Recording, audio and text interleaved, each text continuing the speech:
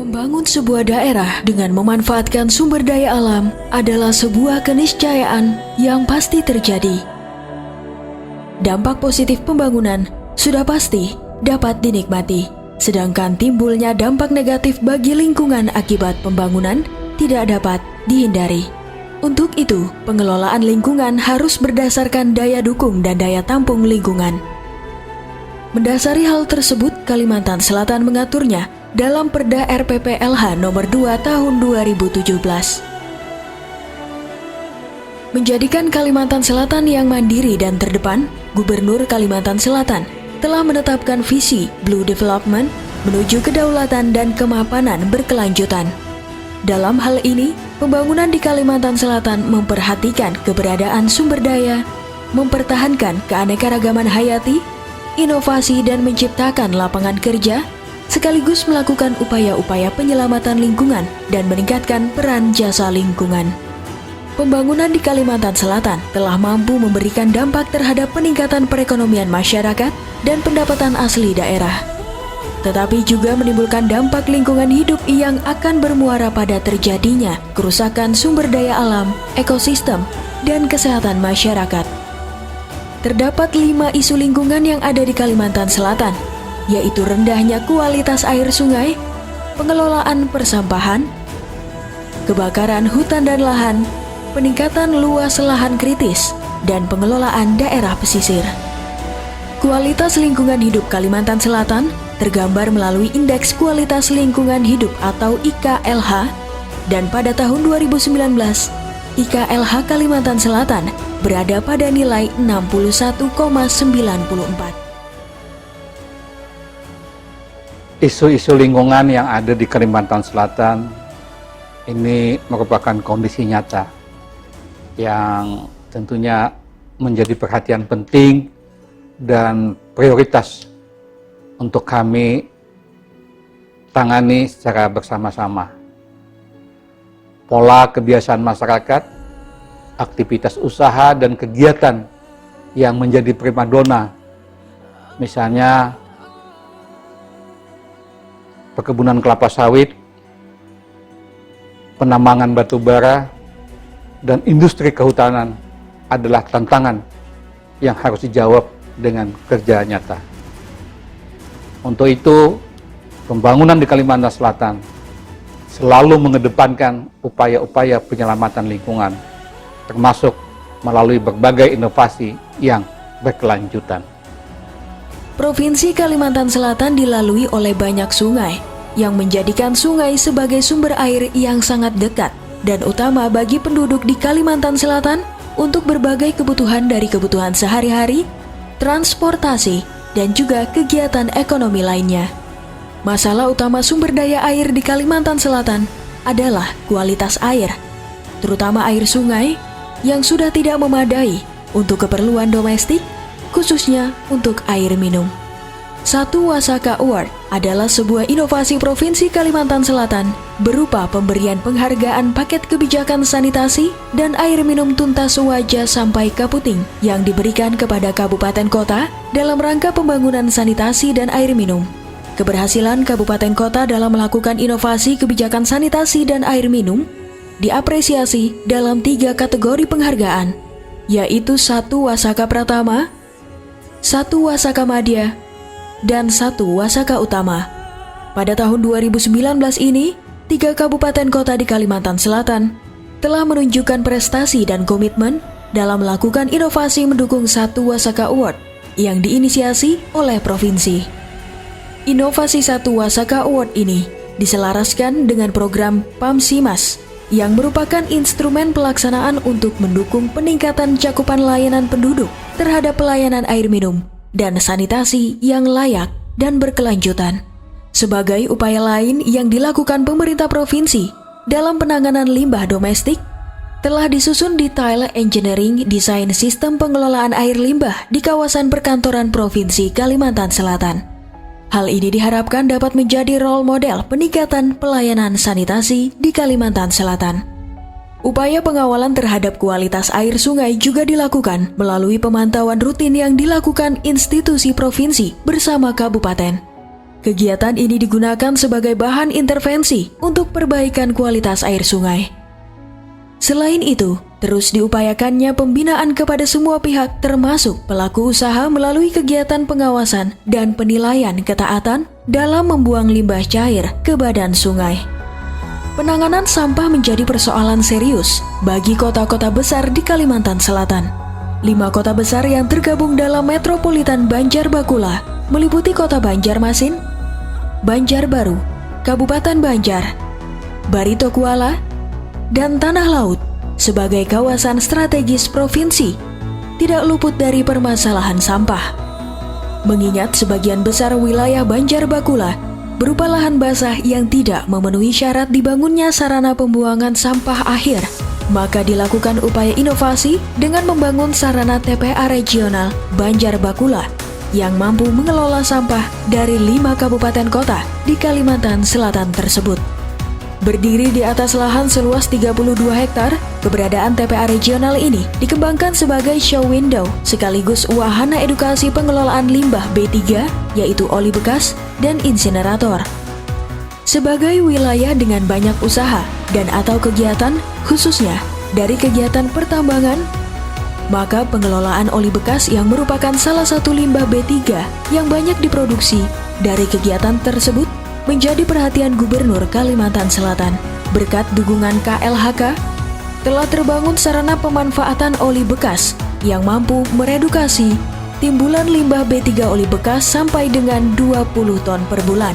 Tidak hanya sebatas pada pengurangan limbah oli bekas, namun hasil produk lanjutan pemanfaatan oli bekas dapat menghasilkan produk high-speed diesel yang setara dengan kualitas solar industri. Dengan sarana pemanfaatan oli bekas ini, maka tidak hanya dapat mengatasi potensi pencemaran lingkungan, namun juga memberikan manfaat ekonomi bagi daerah. Demikian halnya insinerator, untuk menjawab permasalahan kapasitas unit insinerator yang terbatas di kabupaten kota, sehingga nantinya provinsi akan mampu memberikan pelayanan pengelolaan limbah medis. Sebagai upaya mendukung tercapainya target Jakstrada, upaya pembinaan tidak hanya dilakukan kepada institusi kabupaten kota saja, tetapi juga melibatkan masyarakat juga secara terus-menerus. Keberadaan bank sampah dan sarana pengelolaan sampah yang dikelola oleh masyarakat terbukti membantu program pengurangan sampah di Kalimantan Selatan sebanyak 22,91%. Untuk semakin menggelorakan semangat kelola sampah rumah tangga oleh masyarakat, dilakukan inovasi dalam bentuk lomba pengelolaan sampah dan lomba daur ulang sampah berbasis masyarakat. Melalui kedua lomba ini, dapat menjadi wahana untuk menggali kepedulian masyarakat Kalimantan Selatan terhadap upaya pengurangan sampah, menjadikan sampah sebagai sumber daya yang bernilai ekonomi, serta ikut mendukung pencapaian target pengurangan sampah, khususnya sampah rumah tangga. Dalam upaya penyebar luasan kepedulian terhadap pengelolaan sampah, Gubernur Kalimantan Selatan juga mengajak partisipasi aparatur sipil negara melalui gerakan Eco Office, sebagaimana surat edaran Gubernur tentang gerakan Eco Office. Inovasi ini dilakukan sebagai upaya membangun kepedulian ASN terhadap lingkungan, khususnya dalam rangka mewujudkan lingkungan perkantoran yang bebas sampah dan dapat diresonansi di lingkungan terdekatnya. Komitmen kabupaten kota dalam pengelolaan sampah dapat tercermin dari semakin meningkatnya jumlah kabupaten kota di Kalimantan Selatan yang menerima penghargaan Adipura dari Menteri Lingkungan Hidup dan Kehutanan. Dengan lahan gambut yang luas, masalah kebakaran hutan dan lahan menjadi isu prioritas di Kalimantan Selatan. Karakteristik gambut yang mudah terbakar di samping pola perilaku masyarakat setempat menjadikan lahan gambut menjadi perhatian. Melalui tim restorasi gambut daerah yang dibentuk oleh Gubernur, telah dilakukan berbagai kegiatan untuk mencegah terjadinya kebakaran lahan gambut. Pembangunan infrastruktur berupa sekat kanal dan sumur bor di beberapa lokasi di kabupaten kota telah mampu mengurangi potensi terjadinya kebakaran lahan gambut di Kalimantan Selatan. Antisipasi potensi terjadinya kebakaran lahan gambut terus dilakukan bekerja sama dengan masyarakat setempat melalui kegiatan pembahasan lahan gambut yang dilakukan secara rutin, terutama di musim kemarau. Menunjukkan keseriusan dalam upaya pencegahan dan penanganan karhutla, Gubernur Kalimantan Selatan juga membentuk pasukan khusus berupa Satgas Gabungan sebagai bentuk keseriusan, kesungguhan, dan sekaligus kesiapan pemerintah Provinsi Kalimantan Selatan untuk cepat tanggap dan bergerak cepat dalam mengatasi kebakaran hutan dan lahan di Kalimantan Selatan. Satgas Karhutla tahun 2019 melibatkan 1.512 orang personil dari berbagai pihak yang siap dalam kegiatan pencegahan Karhutla di 12 kabupaten kota di Provinsi Kalimantan Selatan. Faktor pemenuhan kebutuhan hidup masyarakat dengan memanfaatkan lahan gambut ikut menyumbang potensi kebakaran lahan gambut. Pembukaan lahan dengan membakar lahan sering dilakukan masyarakat karena tidak memerlukan biaya tinggi dan kepraktisan. Menyikapi hal ini, maka dilakukan upaya pemberian bantuan ekonomi produktif bagi masyarakat di lahan gambut. Melalui bantuan ini, dapat menjadi alternatif mata pencaharian masyarakat dengan tetap memperhatikan kearifan lokal, namun mengedepankan keberlanjutan fungsi hidrologi lahan gambut. Luasnya lahan kritis di Kalimantan Selatan ini mendorong kami untuk terus melakukan respon dan inovasi, serta penyempurnaan inovasi yang sudah ada tentunya. Gerakan Revolusi Hijau dan pencanangan Geopark Meratus merupakan dua contoh inovasi yang kami lakukan untuk memperbaiki tutupan lahan di wilayah Kalimantan Selatan. Melalui gerakan Revolusi Hijau, telah dapat dilakukan penanaman pohon dengan total luasan 29.591 hektar. Kegiatan ini dilakukan dalam berbagai bentuk keterlibatan berbagai pihak. Melalui gerakan Revolusi Hijau, ditargetkan penanaman seluas 32.000 hektar per tahun. Penyempurnaan gerakan Revolusi Hijau, khususnya dalam pemenuhan ketersediaan bibit, dilakukan dengan kerjasama masyarakat dengan melalui kebun bibit desa. Keberadaan kebun bibit desa ini sekaligus juga sebagai wadah pembinaan dan pemberdayaan masyarakat desa. Pada tahun 2019, telah terbangun 80 kebun bibit desa di Kalimantan Selatan. Kegiatan Revolusi Hijau yang selaras dengan kegiatan Rehapdas yang dilakukan tidak hanya mampu meningkatkan tutupan lahan, tetapi juga diharapkan berkontribusi dalam perbaikan kualitas air sungai di Kalimantan Selatan. Sejalan dengan tujuan untuk memulihkan lahan kritis, Gubernur Kalimantan Selatan telah berinisiatif untuk diakuinya Pegunungan Meratus sebagai Geopark Nasional dan selanjutnya menetapkan Badan Pengelola Geopark Meratus sebagai bukti keseriusan pengelolaan Geopark Meratus. Terbentuknya Geopark Meratus pada tahun 2019 merupakan kesungguhan Kalimantan Selatan sebagai bagian memuliakan warisan alam, budaya dan hayati, mewujudkannya dalam geowisata berdasarkan ilmu pengetahuan dan untuk memastikan kelestarian alam dan kesejahteraan masyarakat setempat. Gubernur Kalimantan Selatan terus mendorong dibangunnya jejaring geopark sehingga Geopark Meratus dapat diakui dan ditetapkan sebagai Geopark Dunia. Dalam skala kecil, keberadaan kebun raya Banua dan miniatur hutan hujan tropika adalah bentuk inovasi Gubernur Kalimantan Selatan dalam upaya penyelamatan lahan kritis. Tidak hanya itu, keberadaan Geopark Meratus bersama-sama dengan kebun raya Banua dan miniatur hutan hujan tropika merupakan sarana konservasi alam yang dimiliki Kalimantan Selatan sekaligus berfungsi sebagai media pendidikan dan sarana wisata di Kalimantan Selatan. Memiliki 5 kabupaten yang terletak pada wilayah pesisir, mengharuskan Gubernur Kalimantan Selatan untuk melakukan upaya inovasi pengelolaan wilayah pesisir. Ancaman kerusakan mangrove dan pesisir akibat alih fungsi lahan menjadi perhatian. Melalui inovasi gerakan aksi masyarakat pelestari ekosistem, sumber daya pesisir dan laut, dan gerakan aksi masyarakat pengawas sumber daya kelautan dan perikanan, telah dilaksanakan rehabilitasi ekosistem mangrove kritis. Pelibatan masyarakat dilakukan mulai dari perencana, penanaman, pemeliharaan, dan pengawasan. Pada tahun 2019, telah dilakukan rehabilitasi mangrove seluas 2 hektar, sehingga total mangrove yang dapat direhabilitasi dari tahun 2016 mencapai luas 64,30 hektar.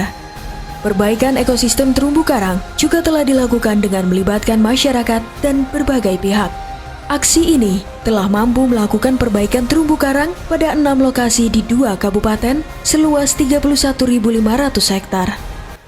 Menjaga keberlanjutan fungsi lingkungan hidup tidak akan pernah berhasil jika hanya dilakukan oleh pemerintah. Program kegiatan pengelolaan lingkungan di Kalimantan Selatan tidak akan berjalan dengan baik jika tidak didukung dengan partisipasi dan peran aktif masyarakat Kalimantan Selatan di skala tapak. Untuk itu kami selaku pembina pemerintahan di kabupaten kota, kami selalu mengajak untuk meningkatkan peran serta masyarakat dalam berbagai program-program kegiatan pembangunan.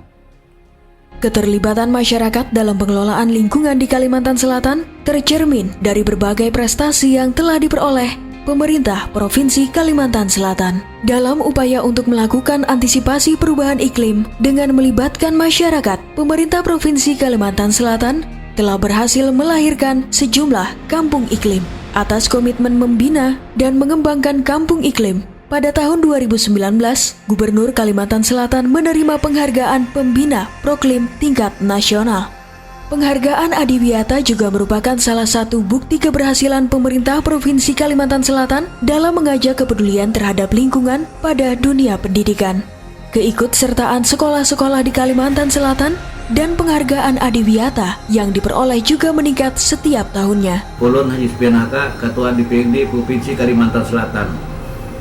Visi misi pemerintah Provinsi Kalimantan Selatan mengedepankan pembangunan berkelanjutan dengan berpijak pada kesejahteraan masyarakat dan kelestarian lingkungan hidup, memerlukan dukungan penuh dari warga Kalimantan Selatan.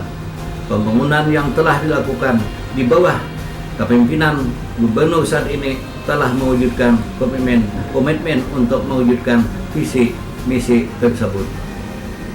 Perbaikan kualitas lingkungan hidup masih merupakan pekerjaan besar yang harus terus digarap bersama. Pencapaian saat ini harus merupakan mendorong pemerintah melakukan semakin banyak inovasi. Kami selalu dan akan terus mendukung setiap kebijakan yang bertujuan untuk memperbaiki kualitas lingkungan hidup Kalimantan Selatan. Kesuksesan pemerintah Kalimantan Selatan tidak lepas daripada kesuksesan DPRD Provinsi Kalimantan Selatan. Lanjutkan. Pembangunan pada hakikatnya bertujuan untuk memenuhi kebutuhan dan meningkatkan kesejahteraan manusia. Pembangunan sesungguhnya tidak hanya membangun untuk perekonomian semata, akan tetapi juga harus mampu membangun mental masyarakat, sehingga mampu menjadikan lingkungan dan sumber daya alam yang ada menjadi sahabat dalam pembangunan itu sendiri. Perbaikan kualitas lingkungan hidup di Kalimantan Selatan tentu tetap dan akan selalu menjadi prioritas kami dengan terus melakukan langkah-langkah korektif dan inovatif.